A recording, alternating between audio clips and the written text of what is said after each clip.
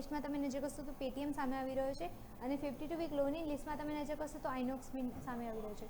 તો આપણે પહેલાં વાત કરીએ પેટીએમની કે પેટીએમમાં આજે 52 વીક હાઈ બનતા કેમ દેખવા મળી રહ્યા છે. તો ઓવરઓલ જોવા જતો આઈપીઓ આવ્યો પછી અત્યારે જોવા જતો એ પછી સ્ટોકમાં સારું મોમેન્ટમ આજે આપણને દેખવા મળી રહ્યું છે. એમાં પણ તમે નજર કરશો તો બ્રોકરેજ રિપોર્ટ પણ આવેલો છે. બ્રોકરેજ રિપોર્ટ પણ અહીંયાથી પોઝિટિવ દેખવા મળી રહ્યો છે.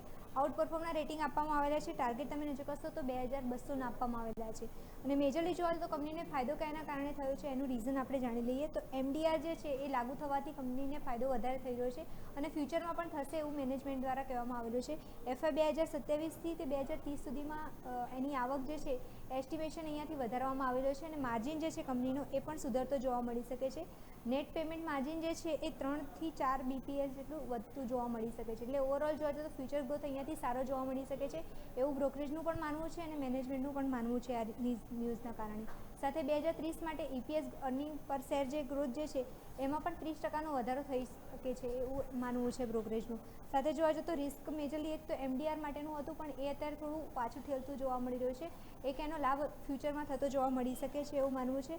સાથે મર્ચન્ટ કોમ્પિટિશન જે છે બિઝનેસની કોમ્પિટિશન છે એનું થોડું રિસ્ક રહેલું છે પણ આ ઓવરઓલ તમે નજર કરશો તો લાંબા ગાળાનો આઉટલુક અહીંયાથી થોડો પોઝિટિવ દેખવા મળી રહ્યો છે સ્ટોક માટે. એટલે જ તમે નજર કરશો તો આજે નવા 52 વીક હાઈ પણ અહીંયા બનતા દેખવા મળી રહ્યા છે. તમે વાત કરીએ આઇનોક્સ વિન્ડમાં તમે નજર કરશો તો પરિણામો આવ્યા હતા. પરિણામો પછી સ્ટોકમાં અત્યારે જોવા જતો નેગેટિવ અસર જોવા મળી રહી છે.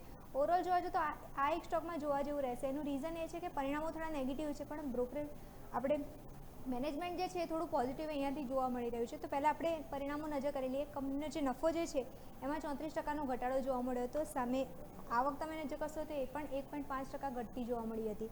સામે ઇબીટા અને માર્જિન તમે નજર કરશો એ પણ ઘટીને જ આવ્યા છે. તો ઓવરઓલ જોવા જતો પરિણામો થોડા નેગેટિવ આવતા જોવા મળ્યા છે.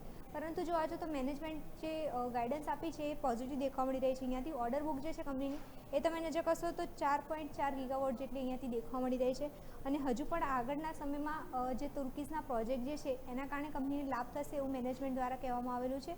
સાથે મેનેજમેન્ટે એ પણ જણાવ્યું છે કે 500 મેગાવોટ જેટલું ફેમ ઓર્ડર પણ કંપની પાસે એક્ઝિસ્ટિંગમાં છે. તો ફ્યુચરમાં પોટેન્શિયલ સ્કોપ અહીંયાથી મેનેજમેન્ટે વ્યક્ત કર્યો છે. સાથે એફઆઈ 2027 કમ્પ્લીટ વર્ષ જે હશે એમાં મેજરલી જોવા જતો 400 કરોડથી વધારે રેવન્યુ જનરેશન જોવા મળી શકે છે એવું મેનેજમેન્ટનું માનવું છે. એટલે ઓવરઓલ જોવા જતો મેનેજમેન્ટનો આઉટલુક અહીંયાથી પોઝિટિવ દેખવા મળી રહ્યો છે.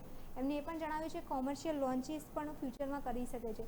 એટલે આ બધા સેન્ટિમેન્ટ તમે નજર કરશો થોડા પોઝિટિવ મેનેજમેન્ટ દ્વારા દેખવા મળી રહ્યા છે. પણ ક્યાંક ને ક્યાંક જોવા જતો નેગેટિવ અસર પરિણામોના કારણે અહીંયા માર્કેટને આપેલી છે. એના જ કારણે સ્ટોકમાં આજે ઘટાડો દેખવા મળ્યો છે. Yes, definitely. તો આ બે ઇનપુટ્સ અહીંયાથી ખાસ ધ્યાન પર રાખીશું. આભાર મિરલ આપનો અમારા સાથે જોડાવા માટે.